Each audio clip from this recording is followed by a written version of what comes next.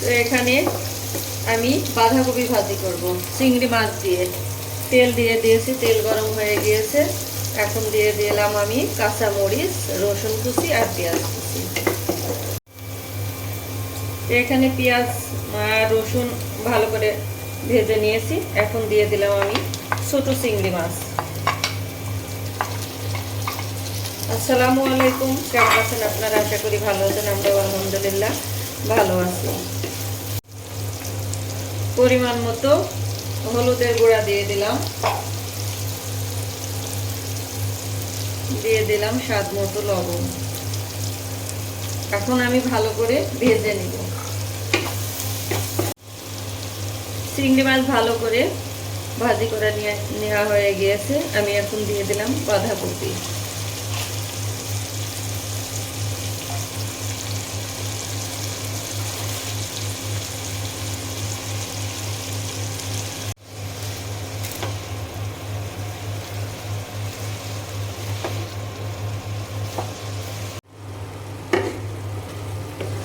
এখানে যে বাঁধাকপি ভাজিটা হচ্ছে,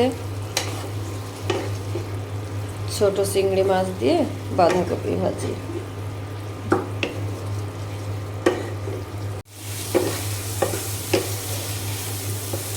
ভাজিটা হয়ে গিয়েছে, আমি এখন নামিয়ে নিব। তো এখানে যে বাঁধাকপি ভাজি হয়ে গেছে, নামিয়ে নিয়েছি। আর এখানে আমি ছোট মাছ রান্না করার জন্য রেডি করে নিয়েছি। এখানে ছোট ময়া মাছ নিয়েছি, আর এখানে হচ্ছে টমেটো কেটে নিয়েছি, আর এখানে হচ্ছে পেঁয়াজ কুচি, কাঁচামরিচ, ধনিয়া গুঁড়া, হলুদের গুঁড়া, মরিচের গুঁড়া, স্বাদ মতো লবণ, আদা বাটা, রসুন বাটা আর জিরা বাটা আর সরিষার তেল দিয়েছি। এখন আমি সুন্দর করে হাত দিয়ে মাখিয়ে নেব।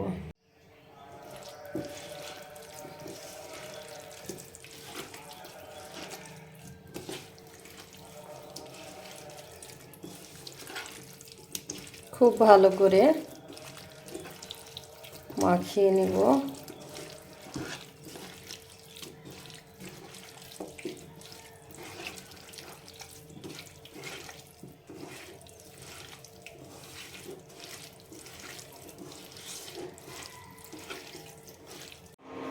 তো এখানে যে অল্প করে পানি দিয়ে চুলা বসিয়ে দিয়েছি। এখানে যে ছোট মাছ রান্না হয়ে এসেছে। আমি এখন দিয়ে দিলাম ধনিয়া পাতা, দিয়ে দিলাম।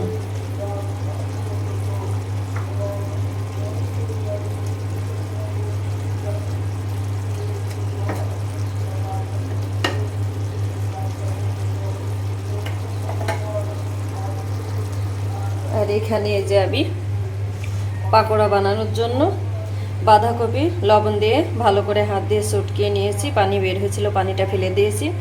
এখন আমি দিয়ে দিলাম স্বাদ মতো লবণ, হলুদের গুঁড়া, অল্প পরিমাণে ধনিয়া গুঁড়া, অল্প পরিমাণে জিরা আর গুঁড়া, আর এখানে যে দিয়ে দেব কাঁচামরিচ, পেঁয়াজ আর ধনিয়া কুচি পাতা, আর অল্প পরিমাণে আমি একটু বেসন দিয়ে হাত দিয়ে ভালো করে মাখিয়ে নেব।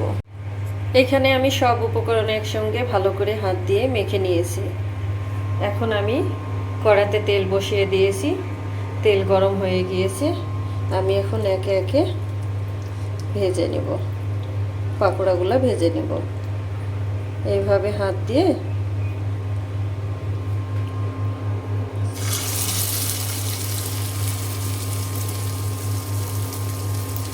একে একে সবগুলো আমি এইভাবে বানিয়ে নেব।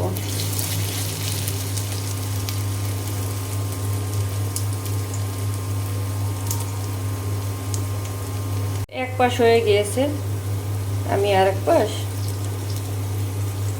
উল্টিয়ে দিলাম।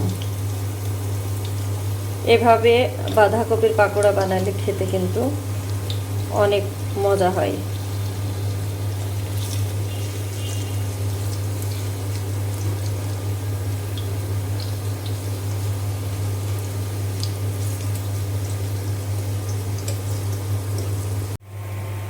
এখানে যে পাকোড়াটা হয়ে গিয়েছে, আমি উঠিয়ে নিয়েছি।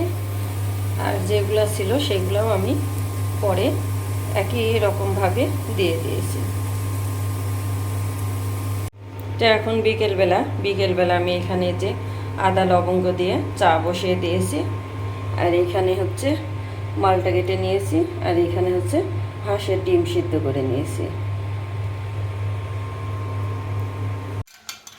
তো এখানে যে চা বানানো হয়ে গিয়েছে, আমি নামিয়ে নিয়েছি।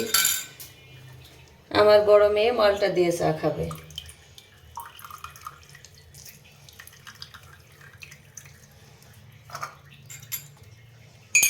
তো ভিডিওটি আমি আজকে এখানেই শেষ করব।